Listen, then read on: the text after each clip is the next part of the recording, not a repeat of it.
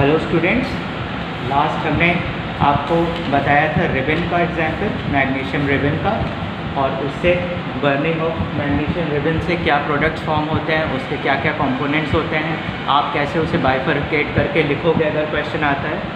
तो वहाँ तक हम लोग कंप्लीट करा था। Now we will study about reaction between baking soda and vinegar. Reaction between baking soda and vinegar। पहले जान लेते हैं ये दोनों रिएक्शंस, ये दोनों कंपोनेंट्स हम यूज़ कर रहे हैं तो ये चीज़ हैं क्या। विनेगर तो आप लोग को पता होगा सिरका होता है, घर में यूज़ होता है, एज अ प्रिजर्वेटिव भी विनेगर को यूज़ करते हैं।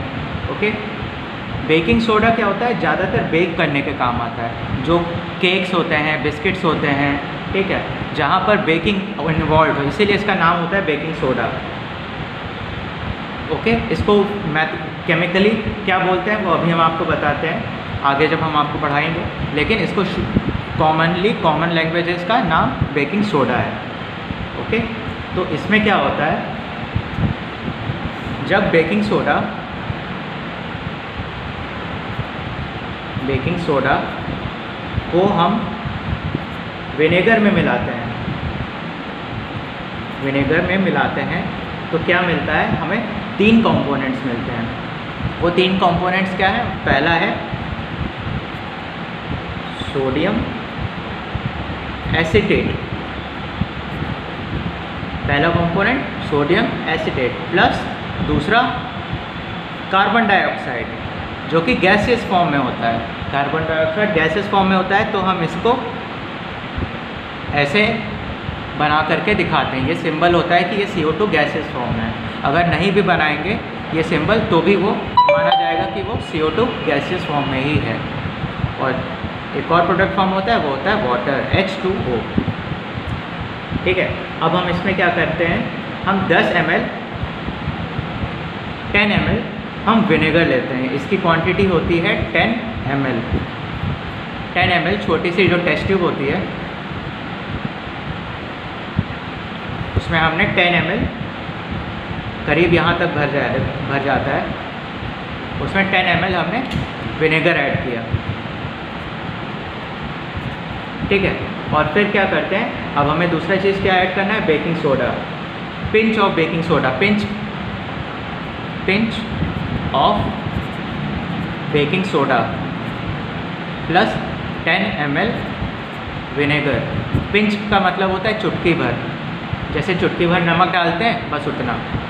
पिंच ऑफ बेकिंग सोडा जब हम इसमें ऐड करेंगे तो वो कहीं नीचे जाके सेटल हो जाएगा, और उसके बाद क्या होगा, ये बेकिंग सोडा इस विनेगर के साथ रिएक्ट करेगा। इस विनेगर के साथ रिएक्ट करने के बाद क्या होगा, हम देखेंगे कि बबल्स होते हैं जो CO2, क्योंकि गैस है तो ये तो लिक्विड है, गैस क्या होगा, बबल करके ऊपर आएगा। तो बबल्स जो होते हैं CO2 के वो ऊपर आने लगते हैं, एक तरह से झाग जैसा आ जाता है, और फिर वो बबल्स उड़ जाते हैं। जैसे आप लोगों ने कोल्ड ड्रिंक में देखा होगा बबल्स आते हैं, वैसे ही इसमें भी बबल्स ऊपर आ जाते हैं। उसमें भी CO2 होता है, इसमें भी हम CO2 को देख रहे हैं। तो ये बबल्स हैं, बबल्स ऑफ CO2। आप इसे कोरिलेट कर सकते हैं कोल्ड ड्रिंक से। ठीक है, जैसे उसमें CO2 ऊपर आता है, बबल करके ऊपर आता है और फिर चला जाता है फिज़ के साथ, वैसे ही बबल्स CO2 के यहाँ पे आते हैं। ओके, तो अब हमने यहाँ पे क्या देखा, जब बेकिंग सोडा और विनेगर दोनों आपस में कंबाइन हुए तो क्या हुआ, एक रिएक्शन हुई। उस रिएक्शन में 3 प्रोडक्ट्स फॉर्म हुए, सोडियम एसीटेट, कार्बन डाइऑक्साइड और H2O, और जो बबल्स हैं वो ऊपर आकर के एस्केप हो जाते हैं। ओके, तो अगर reaction between baking soda and vinegar आएगा तो आप लोग ये बताओगे कि baking soda plus vinegar gives sodium acetate.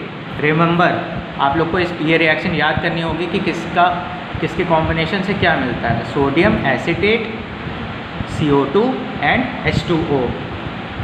और ये जो विनेगर है, ये विनेगर होता है एसिटिक एसिड को हम विनेगर कहते हैं। और बेकिंग सोडा जो होता है वो होता है NaHCO3 NaHCO3 plus acetic acid gives sodium acetate. Sodium acetate का फॉर्मूला है CH3COONA। जब आप लोग हायर क्लासेस में जाएंगे तो इसका मतलब समझेंगे। फ़िलहाल आपको इसको लिखने की ज़रूरत नहीं है, ये आपके नॉलेज के लिए हमने बताया है। आपको सीधे सोडियम एसिटेट लिखना होगा, ओके। और एक और चीज़ हम इसमें देख सकते हैं, ये जो टेस्ट ट्यूब था इसका जो CO2 निकला, तो अगर हम यहाँ पे एक कॉर्क लगा दें, ये कॉर्क लगा दें और इसको एस्केप ना करने दें, तो क्या होगा, CO2 यहाँ पे कलेक्ट होगी। और अगर हम एक और बगल में टेस्ट ट्यूब ले लें, उसमें हम लाइम वाटर ले लें, लाइम वाटर अभी हम आपको बताते हैं क्या है। और यहाँ पे कॉर्क होता है, एक तरह का कॉर्क आता है, बीच में उसमें होल होता है ताकि आप ग्लास ट्यूब डाल सको। वो ग्लास ट्यूब कनेक्ट कर दें इसके अंदर, हम इसको एकदम से कनेक्ट कर रहे हैं, ये पूरा डिप होगा, नीचे तक डिप होगा इस लाइम वाटर में। तो क्या होता है, जो ये CO2 होता है वो इस ग्लास ट्यूब के थ्रू यहाँ पे आता है। इस ग्लास ट्यूब के थ्रू आने पे यहाँ पे बबलिंग होती है, CO2 यहाँ से निकलेगा और अब यहाँ से एक्सकेप होगा। अब जब इस लाइम वाटर में CO2 की बबलिंग हो रही है तो क्या होता है, लाइम वाटर मिल्की हो जाता है। उसका कलर जो लाइम वाटर होता है एकदम ट्रांसपेरेंट होता है एकदम। लेकिन जब CO2 उसमें बबलिंग हो जाती है तो वो मिल्की हो जाता है, थोड़ा सा दूधिया कलर में हो जाता है, okay. So when CO2 passes through lime water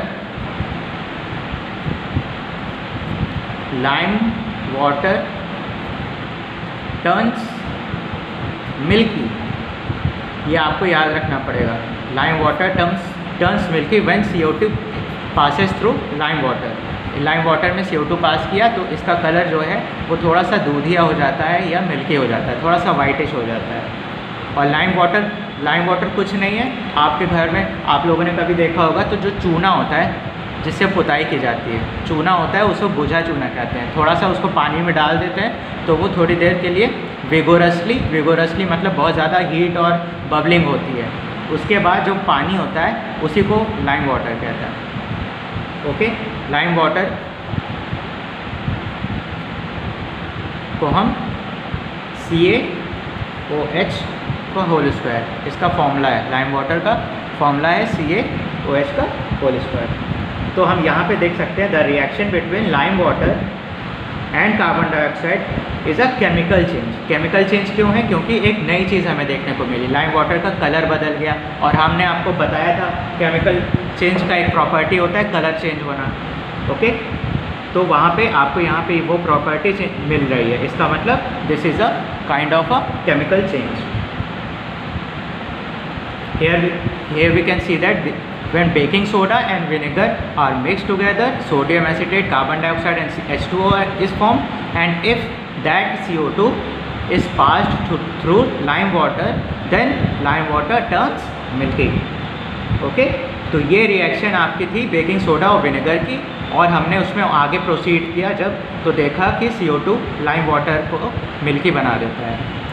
this shows that the reaction between baking soda and vinegar is a permanent reaction. Permanent reaction मतलब वापस से सोडियम एसिटेट, CO2 और H2O कंबाइन होकर के बेकिंग सोडा और vinegar नहीं बना रहे हैं, मतलब it is a permanent reaction, it is irreversible reaction, वापस से रिवर्स नहीं हो रहे हैं। सेकेंडली कलर चेंज हो रहा है। थर्ड, हम क्या क्या ऑब्जर्व कर रहे हैं, यहाँ पे 3 प्रोडक्ट्स मिल रहे हैं और जब हम CO2 को पास कर रहे हैं तो वो लाइम वाटर को मिल्की बना रहा है। This was all about the reaction between baking soda and vinegar.